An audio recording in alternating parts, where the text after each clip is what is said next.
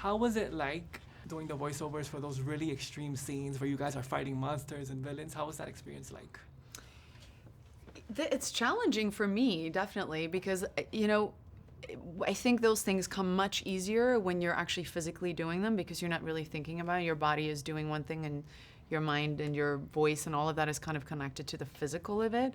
But when you're standing behind a mic, you have to come up with some interesting ways to kind of run and move where you can still maintain good quality of sound, but to really kind of make it feel authentic. So, you know, there's like a lot of like stomach punching and things like that you're doing behind the microphone. While falling left to right and down. Exactly. Awesome. So you guys are both parents. What do you guys hope that your kids learn from this film?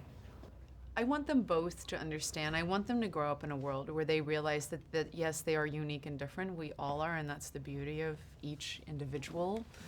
But that you know, their circumstances that they're growing up is to be shared with the rest of the world, and to be kind of, you know, that they're not alone, that the idea of, you know, families looking and coming in different packages is something that is just the reality of the world.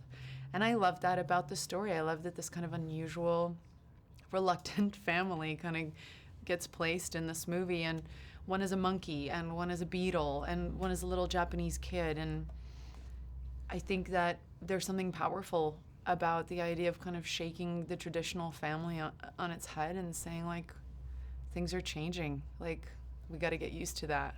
I like that aspect of it a lot. Yeah, for me, I bet it takes a lot of courage to finish your story, to finish whatever you're doing, to get to the other side of it, to the end of it, the truth of it, the happy ending, whatever you want to call it. And the path there is not going to be how you planned it. Seldom is, but the courage that it takes, and that the truth's not easy, but it's better to have it. Do you guys see yourself within those characters as parents? You as a monkey and you as... Yeah, very much.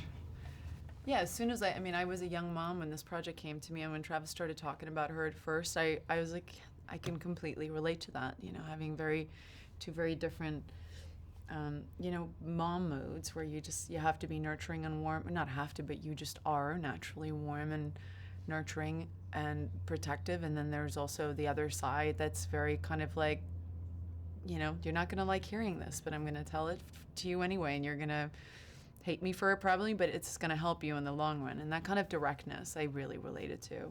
For me, the Beatles, he's me on Friday night with the kiddos. Only Friday night? Well, it bleeds into Saturday sometimes.